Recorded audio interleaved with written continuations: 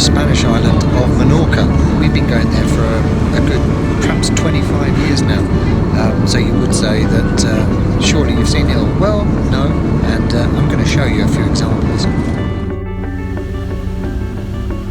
There's two ways to explore what Menorca has to offer, by bus or of course a hire car.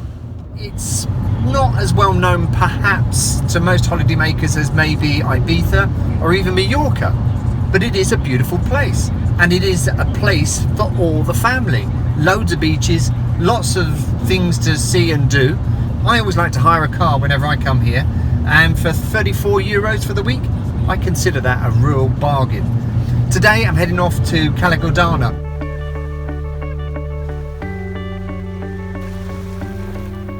Without doubt, one of the most popular beaches in Menorca, situated roughly around about the southwest coast of the island, and it's just absolutely stunning. Take a look.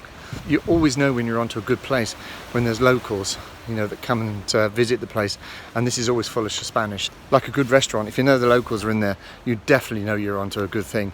There's walks all around the place. Many people set off here and trek along the hillside and go to other beaches, but it depends what you want to do. You want to get in a boat, this is the place for you. You want to go and do a little bit of kayaking, definitely the place for you. And of course snorkeling. If you're into snorkeling, you're going to absolutely love this place. I think it's fair to say that Menorca is probably the most underestimated of them all. You've got Mallorca, you've got Ibiza, which are absolutely renowned for obvious things like partying, but for people like myself, want to appreciate the beauty of somewhere a bit more and get to know the locals, then Menorca is definitely the place for you. I'm now heading to a small village situated in the north of the island called Fornells. Originally built to serve a small watchtower, Fornells was held alternately by both British and French before returning to Spanish rule around 1792. It's got a population of around 1,000 people, so not very many. Obviously that increases once the summer season starts. There's plenty to do here, but of course one of the things it's most known for are its fish restaurants, which line the seafront.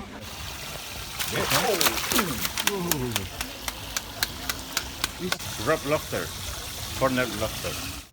Some absolutely stunning boats here. Look at the detail on that. Wandering the streets around Fornells can be exciting enough, as you never know what stunning view lies just around the next corner. Next stop is El Toro. At the top there's a church. There's also a nice little restaurant where you can grab a coffee and you get a 360-degree view of the whole island up there. El Toro is the tallest hill in Menorca at around 1,122 feet. You can drive all the way to the summit, where you'll be rewarded with those stunning views, a beautiful Gothic church, and of course, that perfect place to enjoy whatever refreshment rocks your boat.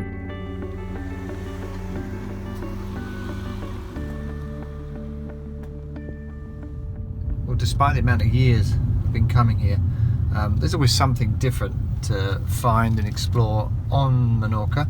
Today I decided to follow a road that basically I've never been down before. It's a bit of a windy road, very hilly, so bad in fact it was down to first gear to try and get up the hill.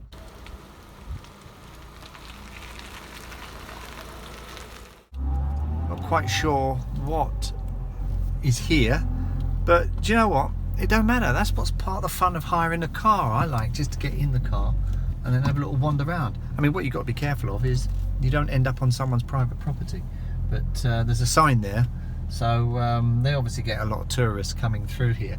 Over there you can see Toro, absolutely covered in cloud at this point, but the rest of the island around it is clear. According to this is quite a popular route for cyclists. I don't think I'd like to be coming up any of those hills on a bike. Let's see if the view is actually worth it, because we're very high up here, and wow. Now that's not bad at all, is it really? Well worth all those windy, wiggly roads. So driving up here, I've stumbled on a couple of things. Found out that this is the 4th highest point on the island, and there's this place, a cheese factory. Cheese is one of Menorca's big businesses. Shops selling the stuff can be found all over the island, but be warned, it's very nice. So coffee downed, perhaps the odd sample of cheese now safely under my belt, it's time to take in a bit of culture by visiting a tomb that's been dated to around 1400 BC. There are lots of historical sites spread all around Menorca, and one of them is this coming up, and it's basically a burial tomb, and these can be found all over the island. I guess you could say these were the Menorcan equivalent of the pyramids in some ways. The way some of these stones have been laid is really quite impressive.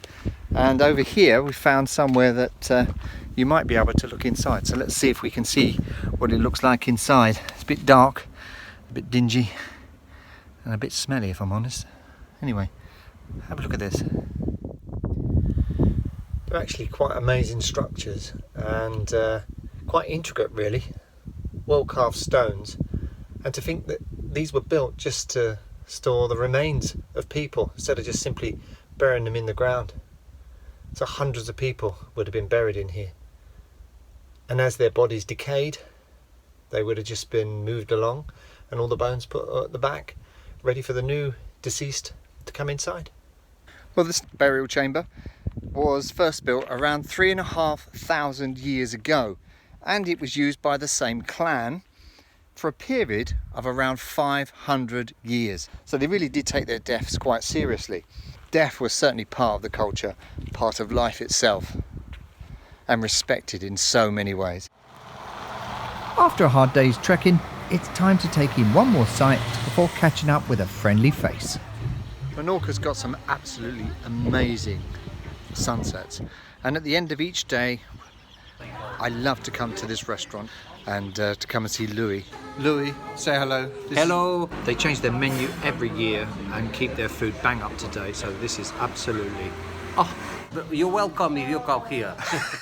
Well, one thing Menorca's definitely not short of is a huge variety of restaurants that you can either dine in or outside of.